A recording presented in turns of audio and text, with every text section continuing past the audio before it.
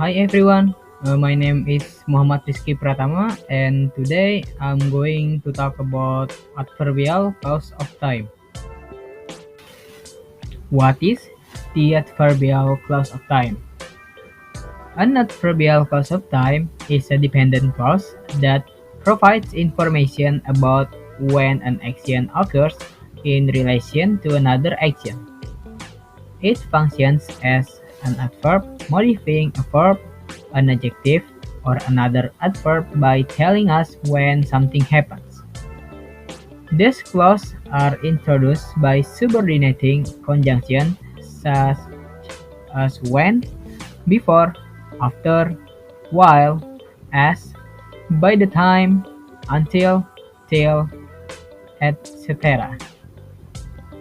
Example: Lily helped all the students with their homework because they did not understand any of the assignments. In the above example, you can see that the part because is explaining why Lily helped all the students. So, that part is considered as the adverbial clause. The adverbial clause are also called the time clause in English grammar.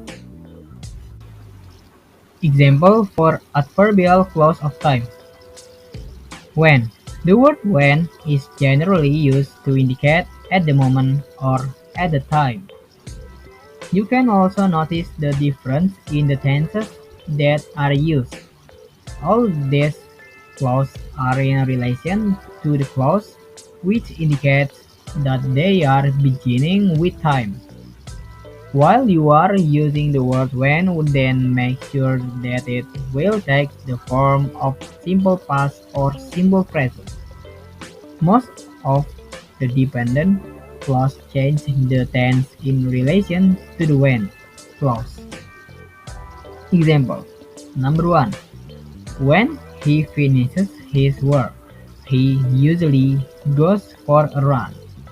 Number 2. When the cake is ready, we'll take it out of the oven. Number 3. He was just leaving the house when it started to rain. Number 4. When the movie ends, we should go out for ice cream. Before. The word before is used to indicate the before moment.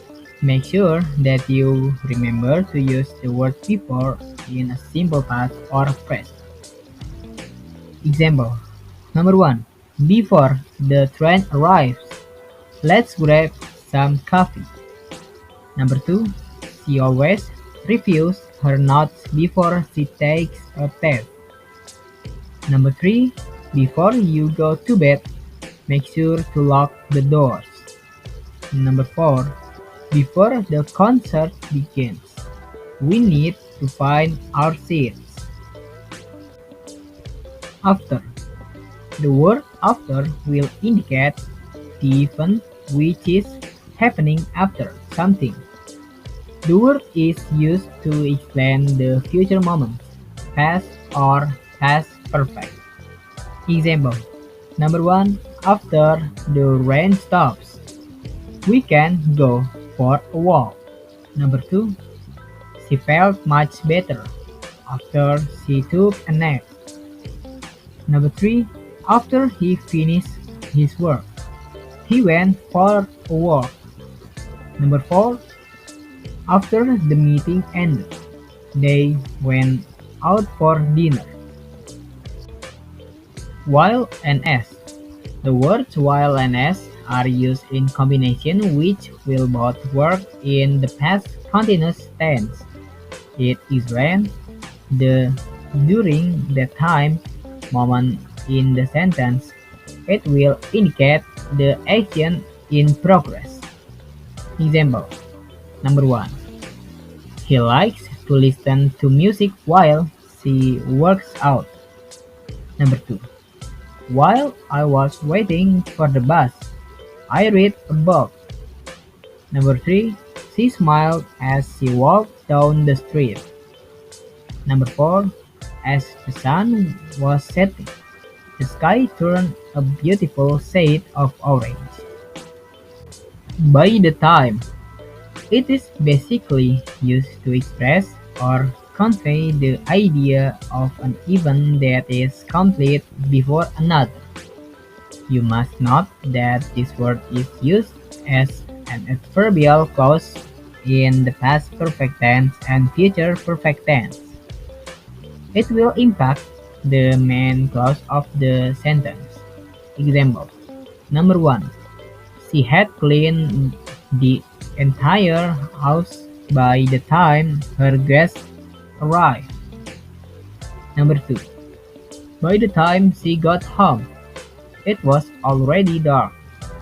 Number 3.